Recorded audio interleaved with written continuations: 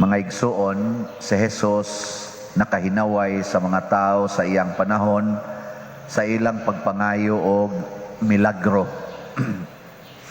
Karong panahon na uso sad ni kaayo nato ang pagpangayo o milagro. Labi na gyud nining panahon sa pandemic. Daghan kayong mangayog milagro aron maayo ang masakiton ang nataptan niining COVID. Niya kung dili gani ihatag ang milagro nga atong gipangayo, moingon dayon ta, wa ko paminawas Ginoo. Naaba mo anang batasana? Kana bang moingon dayon ta, wa man maminaw ang Ginoo nako. Wa man dungga sa Ginoo ang akong pagampo. Namo ana? Wa man gigrant sa Ginoo ang akong pagampo. Kutob ra gyud tana. Nya niingon si Kristo diri, nangayo silag milagro timaan aron pagpaila nga miuyon ang Dios, ang pag-uyon sa Dios. Gusto gid nato nga ang Ginoo muuyo nato ba? Nga sa tanan natong gipangayo, labi na gyud makaayo sa atong lawas, makaayo sa atong relasyon. Ato ginang pangayoon pranang imong bana o imong asawa nibiya sa balay kay nangabit nya, mangayo din kag milagro nga usba in taon ang iyang hunahuna, Lord, makahuna-huna unta siya sa pagbalik diri sa among pamilya, biyaan unta na iyang kabit. Mao din nato Panginoon. Nya mo labay na lang na po katuig, wa gyud mo biya, buwagan ko na lang ni oy kay mao gitingali ni pagbuot sa Ginoo nga buwagan ko ni kay wa man gid siya mobuwag siyang kabit. Kana sa mga sugarol kayo, palainom kayo, Ginoo pahunonga in taon. Nya kung di gyud mo hunong, buwagan ko na lang ni, wa na man gyud mahimo ani gyud. Sige man gyud siyang balik-balik. Kakuha na mo anang batasana.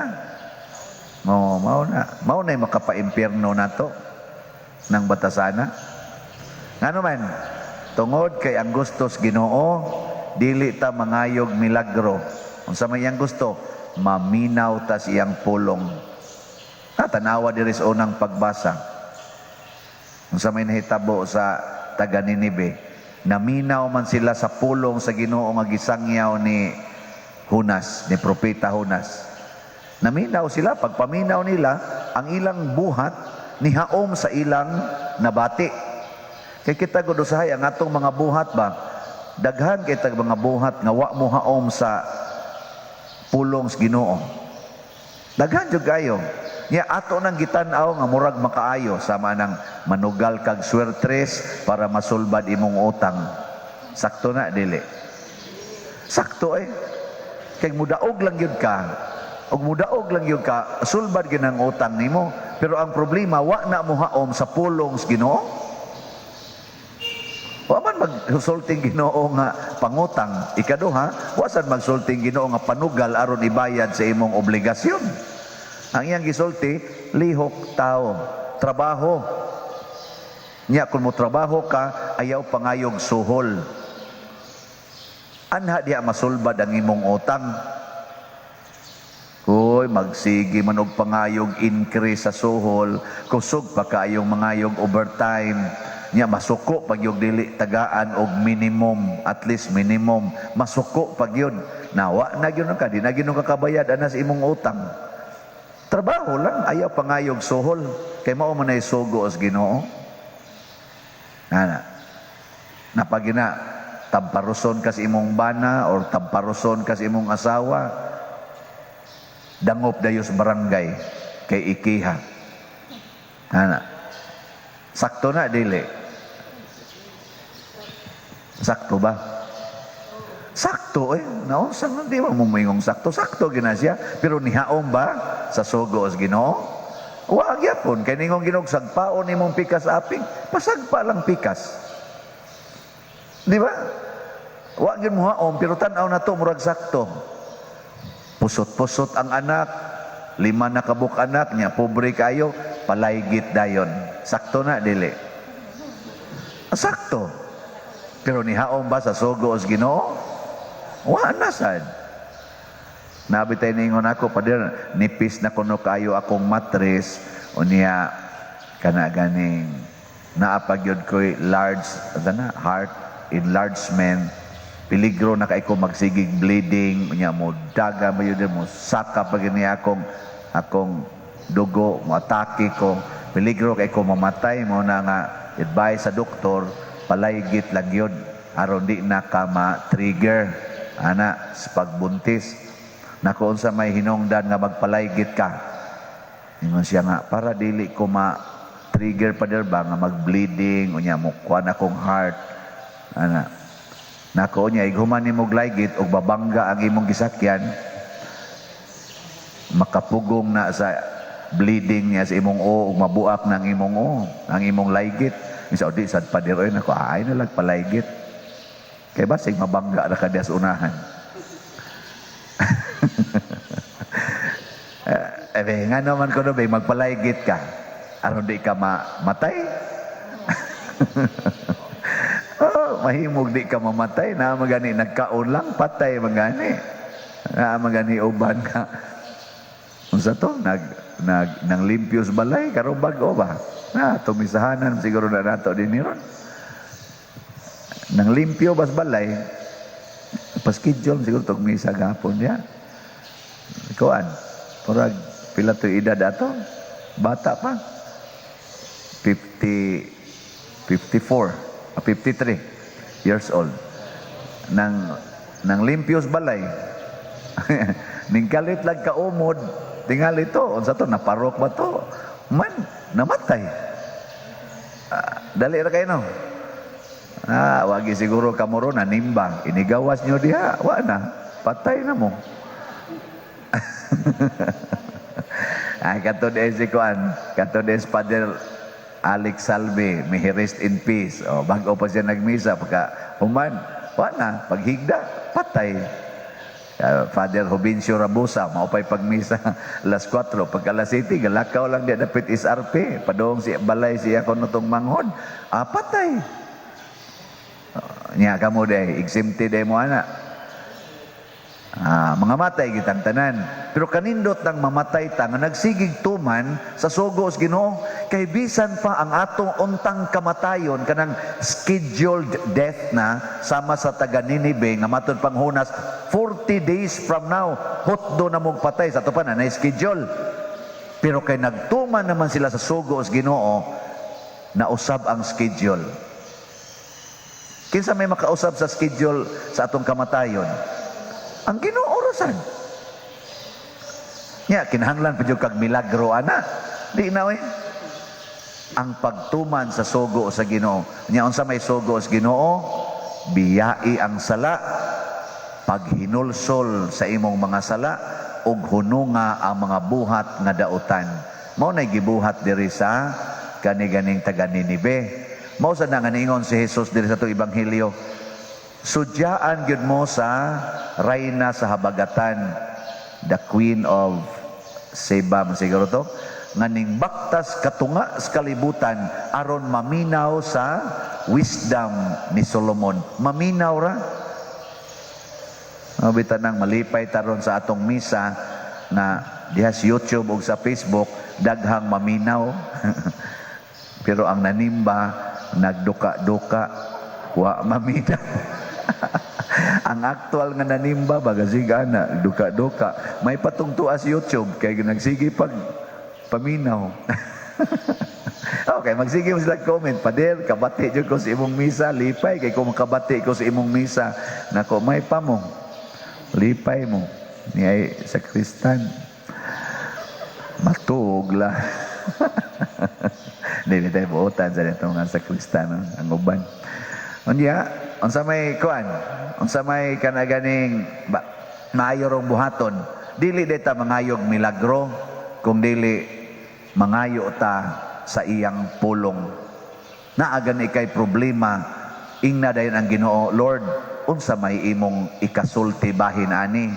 Unsa may imong ikasulti ba nako bahin aning akong problema? Nya di ba namo tingog ang Ginoo usahay panangpit og pare, madre or kana mga religious people nga gasigi bagsangyaw sa maayong balita didto pangayo haron malamdagan kas pulong sa Ginoo. Mga nagong imong anak ni suyop. Unsa man ipapriso o dili? Nyap sige nagpangawat. Sige nagpangawat sa inyong mga butang hasta ngadto silingan. Unsa man ipapriso dili? Di pangutana usas Ginoo. Nganong ditsom sa kagpapriso diha? Pangutana sa Ginoo. Di man sa kumingon ayaw ipapriso. Di sa kumingon nga ipapriso pero pangutanas Ginoo ba? Daghan kay karon di mangutanas Ginoo. Labi na gid ning kaning pag-sex, kana bang paghimo anang sex ba? Daghan kay di mangutanas Ginoo. Diretso gidayog buhat. Mo na dinhi magsige kugos-kugos anang bata, magpabunyag igpangutana na tog kasal ba? Luos lag lingo, sige lingo. Tag na po, tag 15 kabuk atong bunyagan dinhi. May lang na ay 5 ana nga kinasal. Di ba? Nga naman, wa man mangutanas Ginoo, Lord, love nako siya, love sad ko niya, unsa man tira dayon. Ana pangutana unsa man Lord, pwede na? Ana. Iya kuno kong i-date Lord, paangkason ko siyang motor. Adto bingadto sa ay nadapita ka ng mga baybayon diha ba nga naidaghan kayong mga ngit-ngit-ngit-ngit. Adto kuno mingadto Lord, unsa man muuban ko dili. Ana paminaw sa Ginoo.